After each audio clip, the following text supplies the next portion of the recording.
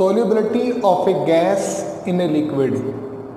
Volume of gas ml or cc which can be dissolved in 1 ml cc यानी कि cubic centimeter of liquid to form a saturated solution at constant temperature and pressure is called solubility of a gas in a liquid.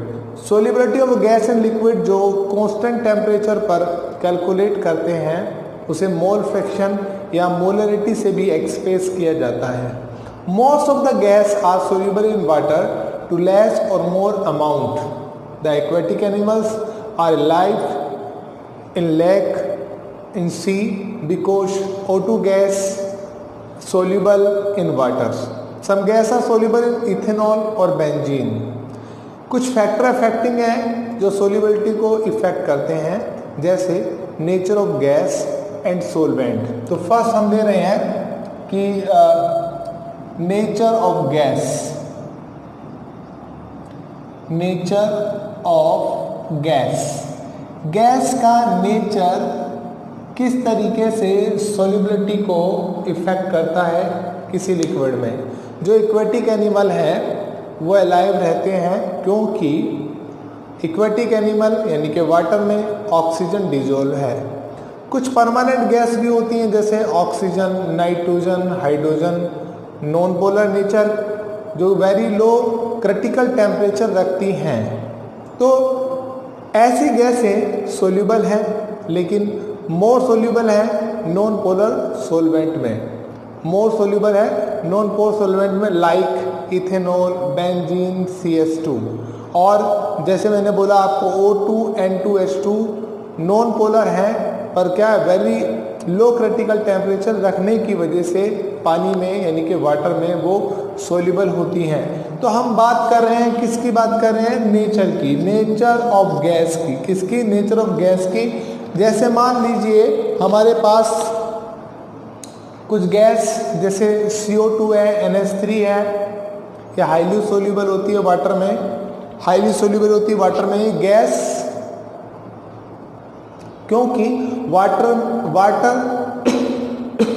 कुछ gas जैसे हमारे पास CO2 और NH3 highly soluble है water में क्योंकि gas जो होती है वाटर से रिएक्शन करके H2CO3 NH4OH बना लेती हैं. कुछ गैस जैसे HCl मेरे पास है ये आयनाइज हो जाती है वाटर में.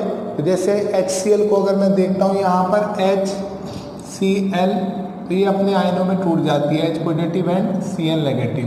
तो ये आयनों में टूटने की वजह से भी सोल्यूबल है, आयनों में टूटने की वजह से भी सोल्यूबल है.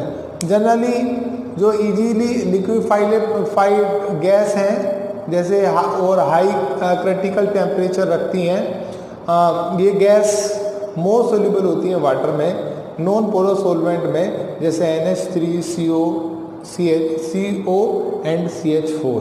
अब हम बात करें, ये तो बात थी हमारी नेचर की. किसकी, नेचर की. किस तरीके से कौन सी गैस घुलेगी, सोल्यूबल होगी, ज़्यादा होगी या कम होगी. अब हम बहुत इंपॉर्टेंट टॉपिक जो solubility of gas in a liquid की बात कर रहे हैं वो कह रहे हैं हम इफेक्ट ऑफ टेम्परेचर. क्या बात कर रहे हैं, इफेक्ट ऑफ टेम्परेचर. मान लीजिए मैंने यहाँ पर एक लिक्विड ले लिया है और इसके ये गैस के मॉलिक्यूल है और ऊपर से एक पिस्टन लगा दिया मैंने, ये पिस्टन लगा दिया है. तो गैस के पार्टिकल जो हम कह सकते हैं कि ये सोल्यूट है, मेरे पास सोल्यूट है और ये जो लिक्विड है ये सोलवेंट है मेरे पास. यहाँ पर ये सोलवेंट है. तो सोल्यूट क्या है यहाँ पर, गैस और सोलवेंट क्या है यहाँ पर, कोई लिक्विड है. ये गैस जो है मेरे पास यहाँ ये सोलवेंट है. तो मैं यहाँ पर सोल्यूट ले रहा हूँ, सोलवेंट. तो यहाँ पर जो मेरे पास सॉल्यूशन बन रहा है ये सॉल्यूशन, ये लिक्विड सॉल्यूशन है क्योंकि सोलवेंट की फेज क्या है, लिक्विड है और सोल्यूट क्या है, ये गैस है. सोल्यूट क्या है, ये गैस है. अब मैं यहाँ पर ये बताना चाहता हूँ कि मैं देखना चाहता हूँ कि यहाँ पर जो टेम्परेचर का क्या इफेक्ट पड़ता है. तो हम पहले से जानते हैं कि जो डेल्टा जी है अपना, delta G changes gives energy, वो क्या है delta H plus T delta S minus T delta S, ये हमारे पास होता है। जो डेल्टा एच जो हमारे पास है minus T delta S equal होता है किसके, डेल्टा जी के। अब ये पता करने के लिए मुझे रिएक्शन स्पॉन्टेनियस है या नहीं है, तो हम क्या करेंगे, अगर कोई रिएक्शन स्पॉन्टेनियस है यानी कि रिएक्शन की स्पॉन्टेनिटी जानने के लिए हमने पहले से हम जानते हैं 11th में हमने पढ़ा है कि डेल्टा जी की जो वैल्यू है, डेल्टा जी की जो वैल्यू है वो होनी चाहिए नेगेटिव। क्या होनी चाहिए, नेगेटिव होनी चाहिए। अगर डेल्टा जी की वैल्यू नेगेटिव होती है तो हम कहेंगे कि रिएक्शन क्या है, स्पॉन्टेनियस है। और अगर डेल्टा जी की नेगेटिव वैल्यू नहीं है, पॉजिटिव होती है, तो हम कहेंगे नॉन स्पॉन्टेनियस है। अगर गैस में डिजोल्व कर रहा हूँ, अगर गैस को मैं डिजोल्व कर रहा हूँ किसी लिक्विड के अंदर, तो निश्चित रूप से मान लो गैस है और मैं इसे डिजोल्व कर रहा हूँ, तो यहाँ पर डेल्टा एस भी नेगेटिव होता है, डेल्टा एस भी नेगेटिव होता है। अब यहाँ से डेल्टा एस नेगेटिव आ गया, और जब ये एस नेगेटिव साइन से मल्टीप्लाई करेगा तो क्या होगा आपके पास, ये पूरा तो आपके पास पॉजिटिव बन जाएगा। डेल्टा एस अगर मेरे पास नेगेटिव है, नेगेटिव साइन यहाँ पर पहले से है, तो नेगेटिव नेगेटिव मल्टीप्लाई करके क्या पॉजिटिव बन जाएगा। अब ये दोनों अगर पॉजिटिव बन गया, इतनी वैल्यू यदि पॉजिटिव बन गई तो डेल्टा जी की वैल्यू भी पॉजिटिव आनी है। पर हम जानते हैं स्पॉन्टेनियस रिएक्शन में क्या है, डेल्टा जी की वैल्यू नेगेटिव आती है, तो निश्चित रूप से डेल्टा एच जो है अपने पास, डेल्टा एच जो है अपने पास में ये नेगेटिव, अब ये अगर हम नेगेटिव रखें तब डेल्टा जी की वैल्यू हमारे पास में क्या होती है, नेगेटिव आपके पास आ सकती है। मेरा कहने का मतलब ये है कि अगर डेल्टा एस तो हमें पता चल गया कि अगर कोई गैस को डिजोल्व कर रहे हैं तो वहाँ पर एस तो डेल्टा एस तो नेगेटिव होता है, और नेगेटिव साइन पहले से, तो नेगेटिव नेगेटिव पॉजिटिव हो गया।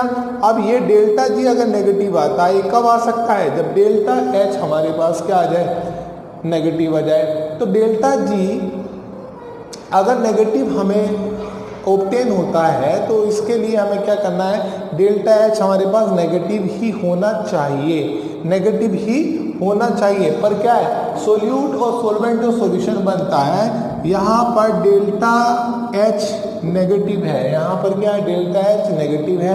अब डेल्टा एच नेगेटिव है तो सिंपल सी बात है, रिएक्शन क्या है, रिएक्शन क्या है, रिएक्शन है एक्सोथर्मिक। क्या है, एक्सोथर्मिक रिएक्शन है। अगर डेल्टा एच की वैल्यू नेगेटिव है, डेल्टा जी नेगेटिव कब ऑब्टेन आ सकता है, जब डेल्टा एच हमारे पास नेगेटिव हो। जब डेल्टा एच मेरे पास नेगेटिव होता है तो ये पता चलता है रिएक्शन क्या है, एक्सोथर्मिक है।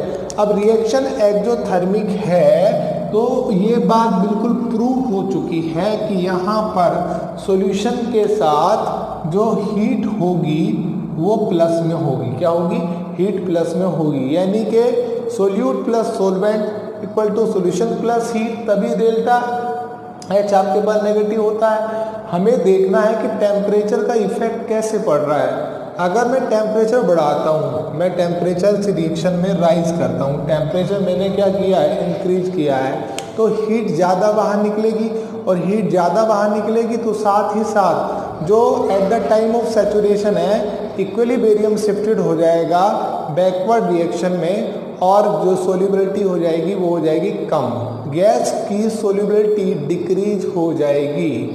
टेम्परेचर घटाने पर सोल्यूबिलिटी इंक्रीज हो जाएगी। तो यहाँ से एक रिलेशन हमारे पास निकल के आया कि जो टेम्परेचर है वो 1 सोल्यूबिलिटी आया निकल के, यहाँ अगर सोल्यूबिलिटी आया तो सिंपल सी बात है, अगर टेम्परेचर ज़्यादा होगा तो सोल्यूबिलिटी कम होगी, अगर टेम्परेचर कम होगा तो सोल्यूबिलिटी ज़्यादा होगी।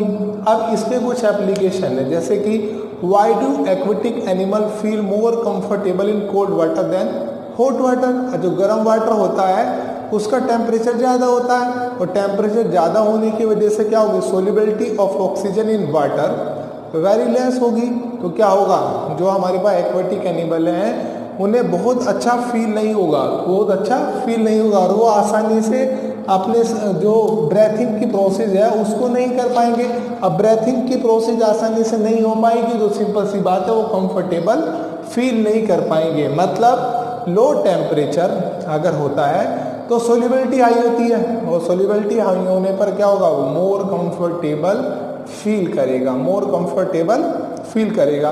तो ये इफेक्ट हुआ करता है, ये इफेक्ट हुआ करता है टेम्परेचर का। किसका इफेक्ट था ये, टेम्परेचर का। अब हम थर्ड इफेक्ट पढ़ते हैं जो कि प्रेशर का इफेक्ट है। क्या है, प्रेशर का इफेक्ट, कि सोल्यूबिलिटी पे प्रेशर का इफेक्ट क्या होता है। हम अगर थर्ड इफेक्ट देखें तो अगर सोल्यूबिलिटी ऑफ ए गैस ने लिक्विड पर प्रेशर का क्या इफेक्ट होता है और कैसे होता है, हम इस पे बात करने वाले हैं। तो एक सिंपल सी और लॉजिकल बात बताएं, जो पार्शियली प्रेशर ऑफ गैस, अगर मैंने यहाँ पर यहाँ अभी कोई सॉल्वेंट लिया था, यहाँ पर ये सॉल्वेंट और यहाँ पर एक गैस के पार्टिकल यहाँ, और ऊपर से मैंने यहाँ पर एक प्रेशर अप्लाई किया, यहाँ पर एक प्रेशर अप्लाई मैंने किया। अब यहाँ पर जो मैं प्रेशर अप्लाई कर रहा हूँ, तो मैं क्या कर रहा हूँ कि जो बेसिकली यहाँ पर जो मैं प्रेशर अप्लाई कर रहा हूँ, तो ये गैस की सोल्यूबिलिटी इस लिक्विड में है, गैस की सोल्यूबिलिटी इस लिक्विड में है। तो यहाँ पर आप कितनी गैस डिजोल्व है, यहाँ पर मोलरिटी, इसकी कंसंट्रेशन टर्म को ले सकते हैं, मोलालिटी ले सकते हैं, मोल फ्रैक्शन ले सकते हैं, मोल फ्रैक्शन जो हम पहले भी पढ़ चुके हैं। और एक्स मोल फ्रैक्शन ही लिया जाता है, क्योंकि एम यानी कि मोलालिटी और मोलारिटी की तुलना से जो मोल फ्रैक्शन होता है वो आसानी से कैलकुलेट किया जा सकता है। मोलारिटी और मोलारिटी की तुलना में मोल फ्रैक्शन को आसानी से कैलकुलेट किया जा सकता है। दूसरी, मोल फ्रैक्शन पर टेम्परेचर का भी कोई इफेक्ट नहीं होता है, तो इसीलिए मोल फ्रैक्शन को लिया जाता है। तो प्रेशर को जो एक्सप्लेन करने के लिए हेनरी लॉ होता है, और उसके अकॉर्डिंग क्या होता है कि partially pressure of gas at given temperature is directly proportional to mole fraction. दोबारा सुनिए, partially pressure of gas at given temperature is directly proportional to mole fraction, यानी कि जो प्रेशर है वो डायरेक्टली प्रोपोर्शनल है किसके, मोल फ्रैक्शन के, किसके, मोल फ्रैक्शन के, मोल फ्रैक्शन के डायरेक्टली प्रोपोर्शनल है। सपोज करिए हम यहाँ पर अगर इसको ए कंपोनेंट मान लेते हैं गैस को, तो पी ए इक्वल टू आपके पास हुआ के एच मोल फ्रैक्शन। क्या हुआ, मोल फ्रैक्शन। जहाँ पर जो पी ए है, ये जो आपके पास पी ए है, ये हुआ आपके पास पार्शियली प्रेशर ऑफ गैस, और जो ए कंपोनेंट के लिए जो आपने जो जाई ए लगाया है, mole fraction of gas dissolve in solution.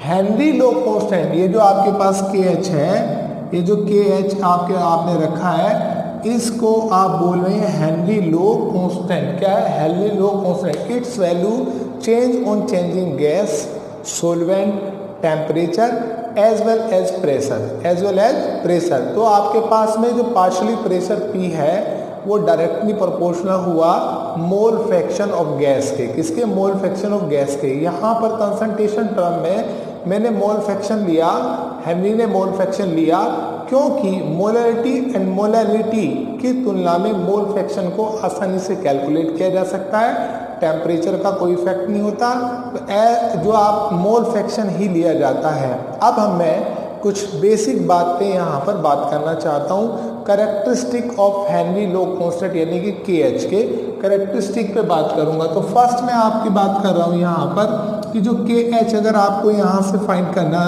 पड़े तो आप क्या करेंगे, P A upon mole fraction. क्या है, पी अपॉन मोल फ्रैक्शन। यहाँ से ये आपके पास में के एच कैलकुलेट किया जा सकता है। दूसरी बात, अगर हम देखें कि क्या रिलेशन है के एच और टेम्परेचर के बीच में, के एच एंड टेम्परेचर के बीच में भी कोई रिलेशन है कि नहीं है, तो इसके लिए हम क्या करते हैं, हम जानते हैं कि टेम्परेचर इंक्रीज करने से, टेम्परेचर राइज करने से, टेम्परेचर बढ़ाने से जो सोल्यूबिलिटी है किसी गैस की लिक्विड के अंदर वो डिक्रीज होती है, तो मोल फ्रैक्शन की क्वांटिटी भी जो होगी क्या होगी, वो डिक्रीज ही होगी। तो यहाँ पर अगर हम बात करें यहाँ बात करें तो मोल फ्रैक्शन की जो वैल्यू है वो भी क्या होगी, यहाँ पर डिक्रीज ही होगी। क्या होगी, डिक्रीज ही होगी, क्योंकि सोल्यूबिलिटी घट रही है। टेम्परेचर इंक्रीज करने से सोल्यूबिलिटी घट रही है। इसका मतलब सिंपल सी बात है, mole fraction of solute, mole fraction of solute भी क्या होगा, डिक्रीज होगा। और टेम्परेचर इंक्रीज करने से, तो सिंपल सी बात है, टेम्परेचर आपने इंक्रीज किया तो सिंपल सी बात, आपके पास यहाँ पर इंक्रीज किया आपने, तो यहाँ पर KH की वैल्यू क्या हो जाएगी, यहाँ पर KH की वैल्यू भी इंक्रीज हो जाएगी। Hot water in summer season में आप देखेंगे, समर सीजन में हॉट वाटर जो है वो जो गर्म वाटर है वो लेस अमाउंट में ऑक्सीजन को डिजोल्व करता है, मगर जैसे जो सर्दी आती है वहाँ पर जो कोल्ड वाटर है उसमें मोर ऑक्सीजन डिजोल्व होती है। अब नेक्स्ट पॉइंट हमारे पास आता है कि आखिरकार जो हमारे पास ये KH है, हेनरी लो कांस्टेंट है KH, इसकी यूनिट क्या होगी KH की। अगर हम थर्ड पॉइंट पे बात करें कि KH की यूनिट क्या होगी, भाई KH की यूनिट जो होगी वो सिमिलर होगी यूनिट ऑफ प्रेशर की, जैसे एटमॉस्फेरिक, बार, किलो बार और पास्कल। ठीक है, the value of KH for the gas is a different in different solvent. मैंने पहले भी बताया कि जो KH की वैल्यू है वो अलग अलग गैस के लिए, अलग अलग सोलवेंट के लिए अलग अलग होगी। इट्स इंक्रीज विद इनकी टेम्परेचर, जो टेम्परेचर बढ़ने पर बढ़ जाएगी। अब फोर्थ पॉइंट जो बहुत इंपॉर्टेंट पॉइंट बनता है हमारे पास में, एक ग्राफिकल रिप्रेजेंटेशन होता है। अगर हम यहाँ पर जो हमने अभी इक्वेशन आपके यहाँ जो P equal to KH mole fraction, ये जो हमने आप इनके बीच ग्राफ खींचते हैं तो ये Y equal to MX type का ही ग्राफ हमें मिलता है। इनके बीच अगर हम एक ग्राफ खींचते हैं यहाँ पर, और यहाँ प्रेशर को हम मान लेते हैं इस तरीके से, और यहाँ मोल फ्रैक्शन हमारे पास, तो हमें ये स्ट्रेट लाइन मिलती है हमें यहाँ पर, और ये जो हमारे पास है ये हमें स्ट्रेट लाइन यहाँ पर ऑब्टेन हो रही है, ये ग्राफ हमें ऑब्टेन हो रहा है। अब ये बेसिकली जो कॉन्सेप्ट थे हमने बताए आपको कि किस तरीके से solubility of a gas in liquid होती है। अब कुछ एप्लीकेशन के बारे में जानते हैं। जो स्कूबा डाइवर होते हैं, गोताखोर होते हैं, वो समुद्र के नीचे जब जाते हैं, डीप इन सी जाते हैं, तो आप देखेंगे solubility of gas increase in blood में क्या होता है, सोल्युबिलिटी इंक्रीज, उनकी जो गैस की सोल्युबिलिटी वो इंक्रीज होने लगती है। अब हम जो गोताखोर है वो सिलेंडर लेके जाते हैं, और बेसिकली सिलेंडर में ऑक्सीजन, नाइट्रोजन गैस ज़्यादा अमाउंट में वो उसके जो उसकी वेंस हैं, जो नस हैं, उनमें जाने लगती हैं, क्योंकि ऊपर से जब समुद्र की नीचे गहराई में हम जाएंगे वहाँ पर प्रेशर बढ़ रहा होता है, वहाँ पर क्या होता है, प्रेशर बढ़ रहा होता है। और जैसे प्रेशर बढ़ता है तो क्या स्कूबा डाइवर के क्या होता है, वो ऑक्सीजन लार्जर अमाउंट में क्या होता है, वो वहाँ पर उनकी जो नर्व्स के अंदर जो नसें होती हैं उनके अंदर जाने लगती हैं। तो क्या करते हैं, बेसिकली ऑक्सीजन के साथ साथ नाइट्रोजन भी ज़्यादा डिजोल्व होना शुरू हो जाता है। तो जो हमारी नसें हैं, जो जहाँ ब्लड फ्लो करता है, ब्लड में ऑक्सीजन के साथ साथ नाइट्रोजन भी ज़्यादा जाने लगेगा, उसका भी फ्लो होने लगेगा।